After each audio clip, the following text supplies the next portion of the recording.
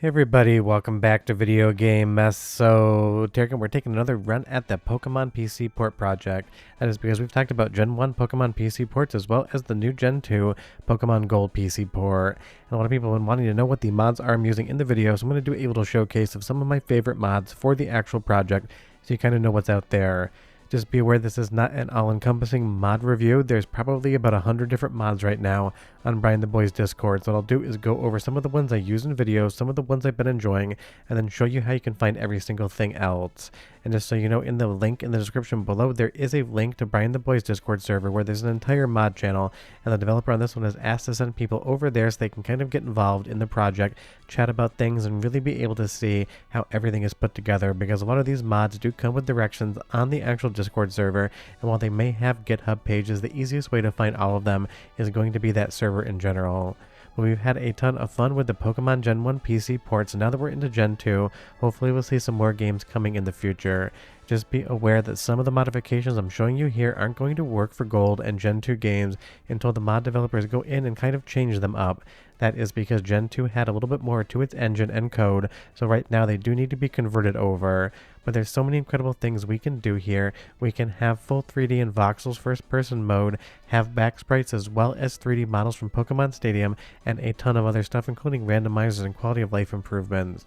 Because when I say there's a metric crap ton of mods, a lot of which are going to make this game feel completely new and different, I 100% mean it.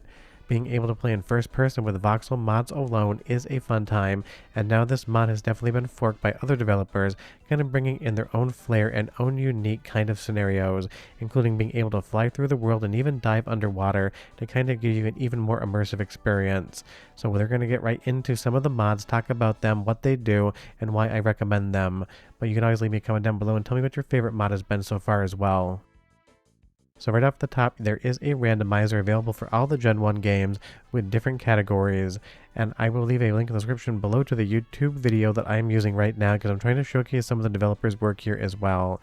Obviously, if you've played through the Gen 1 games before, using a randomizer might actually give you a lot more fun if you're familiar with them, and this can be combined together with other mods like quality of life improvements and even the first-person voxel mod or third-person voxel mod, so you can kind of have a full 8-bit Game Boy aesthetic randomizer, or you can have something like a full 3D voxel aesthetic going on as well. But I really do like a good randomizer because it basically takes the entire game, shakes it up, and then spits it out into a complete mishmash of what you would expect versus what's actually going to happen. And I do know I've talked to a few people that have played this one. All of the Generation Seed should be 100% completable, because when you're using something like a randomizer, it needs to have the logic in there to make sure that it doesn't put some sort of item or other condition behind a check that you couldn't get past. And that's something that we see basically across all randomizers.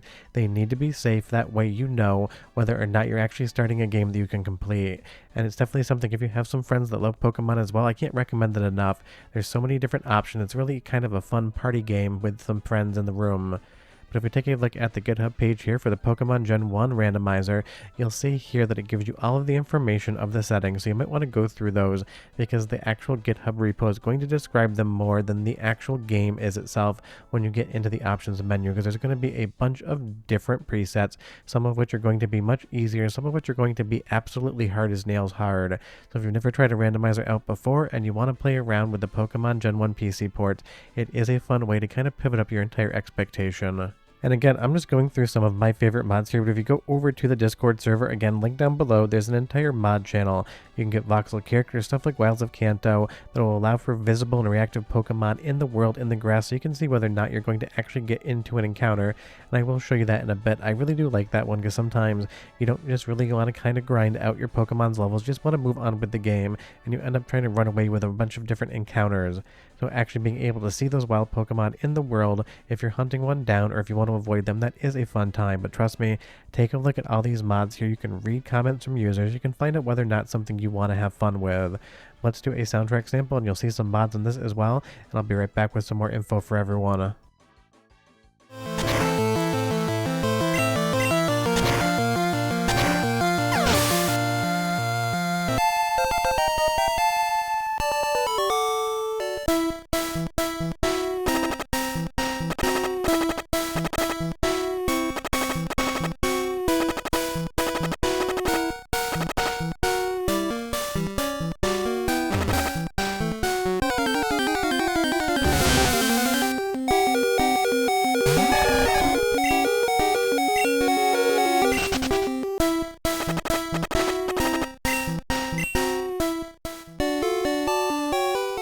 there were two distinct mods active right there, both the actual quality of life improvements where you can see the progress bar for level ups, as well as the Wilds of Kanto where you can see a shadow Pokemon in the actual trees. But if we go into another video here, this is a diving test for basically more fun 3D rendering. You can basically go underwater, and soon I'll show you guys how to fly as well, but it really is kind of exciting just how far they can push this thing, and I love just how expansive that kind of infinity pool is going off into the distance. Now, like I said, not every single one of these things is going to be for you, and I could have covered maybe another 5 or 6 that I think you guys may have wanted to see, but I kind of tried to limit this video just to the ones that I'd been playing around with and I'd really been enjoying. But that really is the great thing about the Gen 1 Recomp PC ports right now, and hopefully Gen 2 soon, is there is a massive community developing around all of this, and they've really been bringing in a ton of fun stuff. So if you ever wondered what was underwater in a Pokemon game, well, now you can find out, and you can see there you dismounted the Pokemon water type and were able to actually just kind of move around with your game. And that is the thing, there's going to be mods for mounts here, some of which can swim, some of which can dive, and some of which can fly. And there's even more camera angles here to kind of play around with some of the voxel mods. You can make it look like kind of a tilt shift lens view, you can make it first person, you can kind of make it feel like you're actually playing in a diorama. But I would say some of the nice things are going to be the quality of life improvement mods. You're going to be able to get that kind of progress bar as to where you're evolving your Pokemon to the next level, something we saw natively in Gen 2 that just wasn't in the original game. And like I said, being able to play around with all of the different kind of camera angles and mounts is going to be fun as well, but they are context sensitive, so just be aware that if you can't have a mount, or if you're not in the right spot, it isn't going to work, because it actually is pretty intelligently set up. And don't forget, all of these mods have different option menus that you definitely want to go through just so you can kind of play around with and see exactly what's going on. Like if we go over to the quality of life option here, the experience bar is off. We can go ahead and turn that on and even pick a color for it. Pokedex indicator is on, as well as easy interactions. And these are very small things, but they kind of make the game feel a little bit more modern and new, especially if you're doing stuff like the 3D mods, because you kind of want this to feel about as modern of an experience as you can possibly get. There were definitely a lot of quality of life improvements and enhancements in Gen 2 Pokemon that you just didn't get off the original games, but with mods here you can definitely do all of that. And these things can be stacked on top of one another. I've yet to find 2 mods that kind of interfere, but definitely read the overall Discord descriptions, because there's going to be a lot of information in there about everything that's going on. And if a mod doesn't work, just kind of hop back to the actual Discord server and let the developer know the issue you found, because it is getting a lot of community development and also a lot of community bug fixing and reports, because this is a living, breathing kind of development, so you definitely want to be helping along the edges.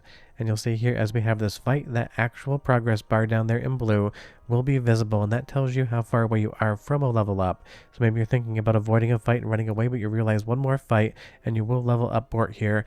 Maybe it is a fight that you actually want to take on. Obviously this one is story required, but it's one of those things. The more information you get, the better off you're going to be in the end run. And the nice thing is you can kind of just mix and match these mods for whatever it is you're trying to achieve. You can go straight 8-bit graphics and just have a bunch of the quality of life improvements. You can go full voxel mod with the 3D models from Pokemon Studio and leave the quality of life improvements off. You can put them all on and then have Pokemon that can fly and swim through the world for you in 3D. It really is kind of just a toolbox for whatever it is you want to build, and honestly, for everything you can do out there, just make sure you spend time playing the game, because it is the fun part. One more soundtrack example, we'll talk about flying as well, so go ahead and listen and I'll be right back.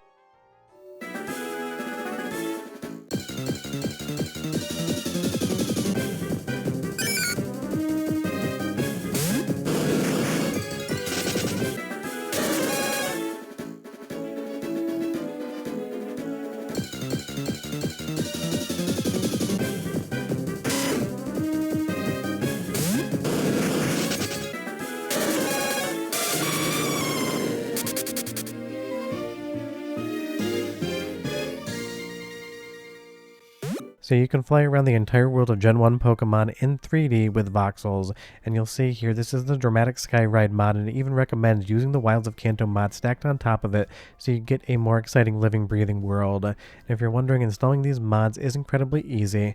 The number one I would recommend would be quality of life, just because it makes the game feel slightly newer.